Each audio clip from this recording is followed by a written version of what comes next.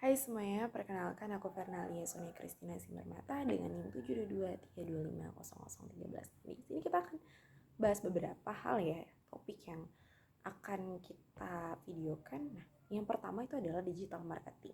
Nah, digital marketing ini adalah strategi pemasaran yang dimana ini memanfaatkan teknologi digital untuk mempromosikan produk, layanan ataupun merek kepada target audiens kita sendiri. Nah, kenapa digital marketing ini teman-teman penting? Karena jangkauan pasar yang sangat luas.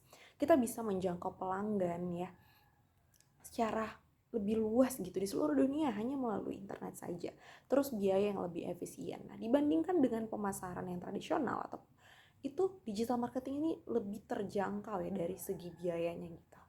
Terus target yang tepat, di mana kita menargetkan audiens itu sangat spesifik ya, berdasarkan minatnya, demografi ataupun perilaku mereka bahkan bisa kita targetkan gitu.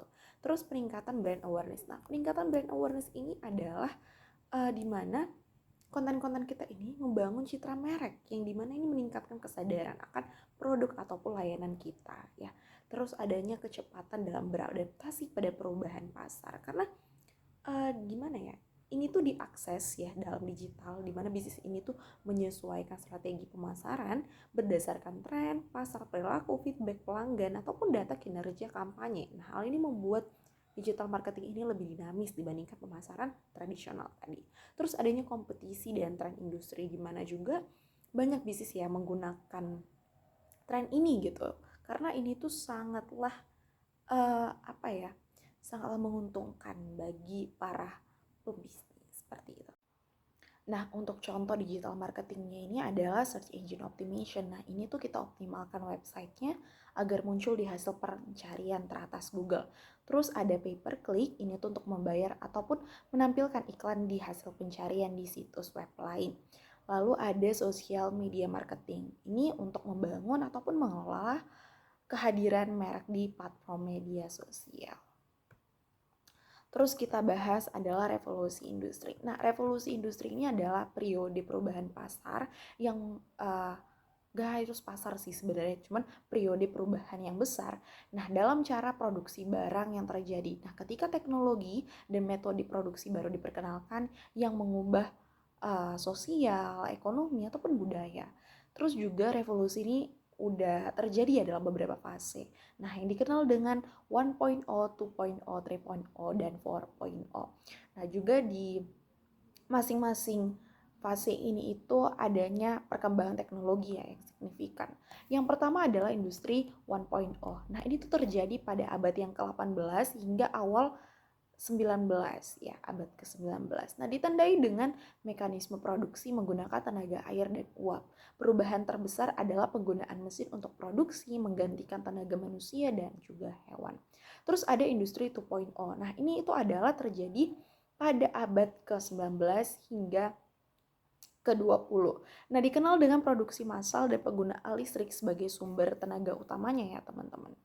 Lalu juga ada industri 3.0 yang dimana industri ini itu mulai berkembang ya pada abad yang ke-20 sekitar 1970-an. Nah, ditandai dengan adanya optimasi produksi menggunakan teknologi elektronik, komputer, dan robotika. Lalu ada industri 4.0, di sini adalah revolusi industri keempat yang dimulai pada abad yang ke-21. Nah, fokusnya ini itu kepada Internet of Things, kecerdasan buatan, big data, dan lain sebagainya ya. Jadi setiap revolusi ini tuh membawa dampak yang sangat besar pada dunia kerja, sosial, hingga perekonomian global. Lalu kita masuk kepada era distribusi ini adalah periode perubahan cepat dan mendalam dalam berbagai aspek kehidupan ya, yang dimana diakibatkan oleh inovasi teknologi, perubahan sosial, dan dinamika pasar. Jadi dalam era ini tuh model bisnis tradisional ini udah terancam gitu loh, karena udah tergantikan oleh yang lebih efisien, lebih inovatif. Contohnya apa? Platform digital gitu kan. Nah, jadi era ini tuh mendorong kita sebagai manusia untuk cepat beradaptasi, berinovasi, dan menemukan cara baru ya untuk memenuhi gitu kebutuhan dari pelanggan gitu. Contohnya adalah e-commerce sendiri. Ini e-commerce, marketplace, sama social commerce ini udah menggantikan ya gitu. Jadi Nah, terus ada Internet of Things. Jadi Internet of Things ini adalah jaringan perangkat fisik ya yang terhubung ke internet yang dapat membuat saling berkomunikasi dan bertukar data tanpa memerlukan interaksi manusia ya secara langsung. Jadi ini tuh mencakup perangkat mulai dari sensor, alat rumah tangga hingga kendaraan ataupun sistem industri ya. Jadi contohnya ini itu seperti smart home device ya. Jadi ada lampu pintar itu membuat pengguna itu dapat mengontrol pencahayaan melalui aplikasinya di ponsel. Terus ada sistem navigasi itu seperti Google Maps yang kita gunakan, dan juga ada sistem manajemen lalu lintas. Nah, ini tuh menggunakan sensor untuk memantau lalu lintas dan mengatur lampu lalu lintas secara otomatis. Jadi, Internet of Things ini tuh terus berkembang dan juga berpotensi besar untuk mengubah cara kita hidup ya dan bekerja gitu. Lalu kita bahas sekarang Big Data. Nih Big Data ini adalah kumpulan data-data yang sangat besar ataupun kompleks ya dan beragam dan tidak dapat sebenarnya untuk dikelola ataupun diproses secara tradisional gitu. Jadi data-data itu berasal dari sumber seperti media sosial, sensor, transaksi, perangkat tadi, Internet of Things tadi gitu. Nah, jadi karakteristik dari big data ini sendiri tuh ada 3, ada volume, velocity, dan variety gitu. Jadi volumenya sendiri mengacu pada jumlah data yang sangat besar gitu. Data ini berasal dari miliaran transaksi ataupun sensor interaksi pengguna gitu. Dan juga velocity ini menggunakan menunjukkan lah ya kecepatan di mana data itu dihasilkan dan diproses. Dan juga variasi ini menggambarkan berbagai jenis data yang masuk gitu, termasuk data terstruktur ataupun tidak terstruktur gitu. Terus kita bahas di sini adalah sosial media. Nah, sosial media ini adalah platform ataupun aplikasi yang memungkinkan pengguna untuk berinteraksi, berbagi konten, membangun jaringan sosial secara online.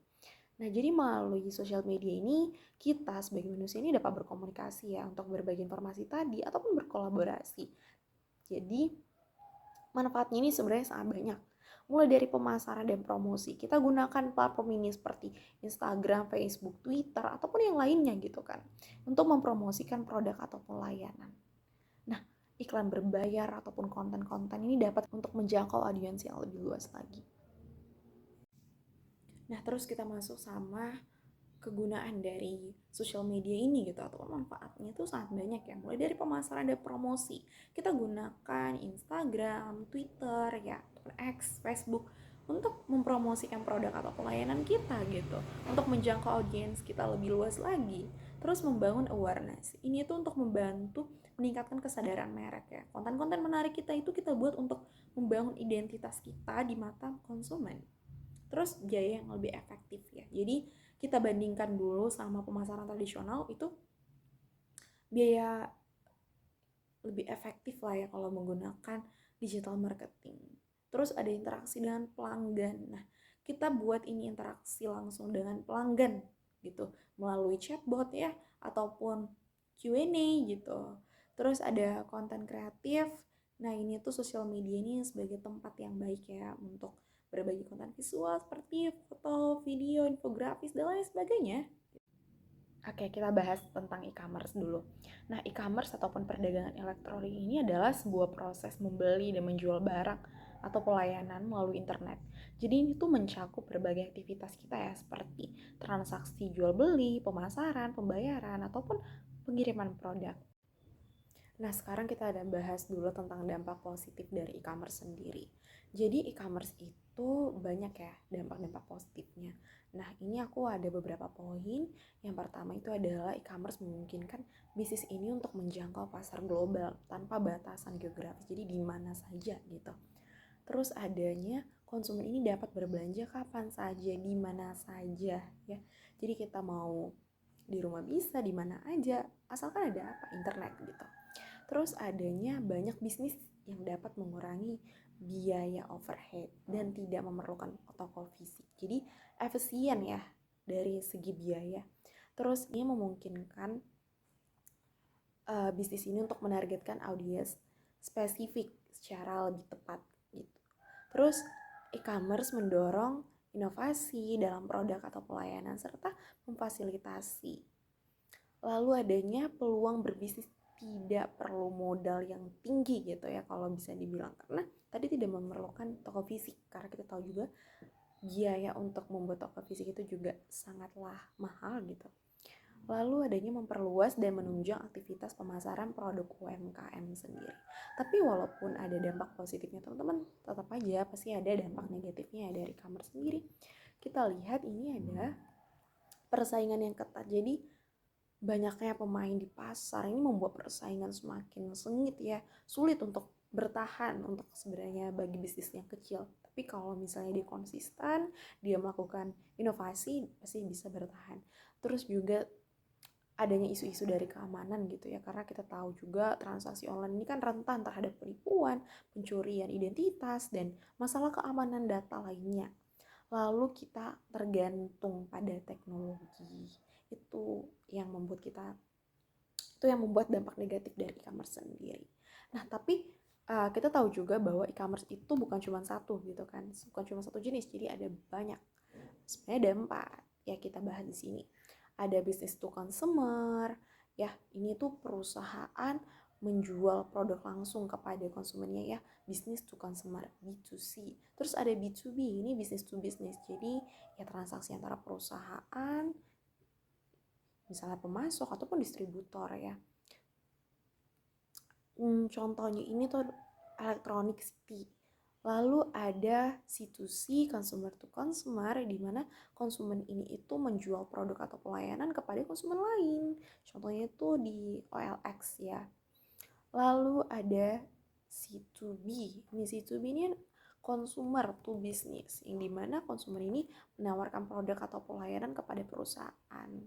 Ini seperti freelance. Lalu kita sekarang bahas itu website. Nah, website ini adalah kumpulan halaman yang dimana ini saling terhubung ya, ataupun berisi berbagai macam informasi seperti teks, gambar, video, ataupun audio.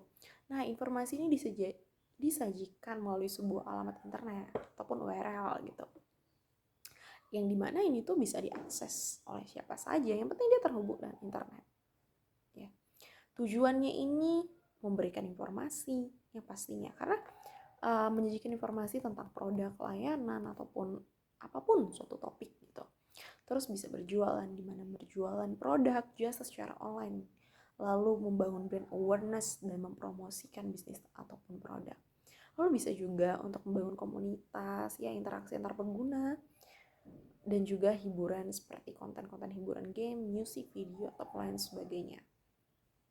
Nah, manfaatnya ini tuh yang pasti sebenarnya manfaatnya hampir sama ya dengan yang tadi yang kita bahas tadi, jangkauan yang luas. Jadi informasi yang dapat diakses ini kan oleh seluruh dunia gitu, jadi seluruh dunia jangkauannya sangat luas. Lalu adanya mengurangi biaya operasional tadi ya, di website ini juga bisa untuk mengurangi biaya operasional, terus memungkinkan interaksi antara dua arah, pemilik dan pengguna, dan juga menjangkau target audiens yang lebih luas tadi karena media promosinya yang efektif. Nah, jenis-jenis website ini juga banyak loh teman-teman. Jadi ini ada website statis yang isi kontennya itu jarang berubah dan biasanya itu dibuat menggunakan HTML. Terus website dinamis yang isi kontennya ini dapat berubah secara otomatis dan sering menggunakan database. Lalu ada website e-commerce, ini dirancang khusus ya untuk menjual produk ataupun jasa secara online. Terus ada website portal menyediakan berbagai macam inovasi, informasi, dan layanan dalam satu tempat.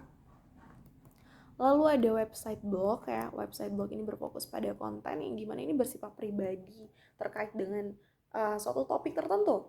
Lalu ada website sosial media memfasilitasi interaksi sosial antar pengguna.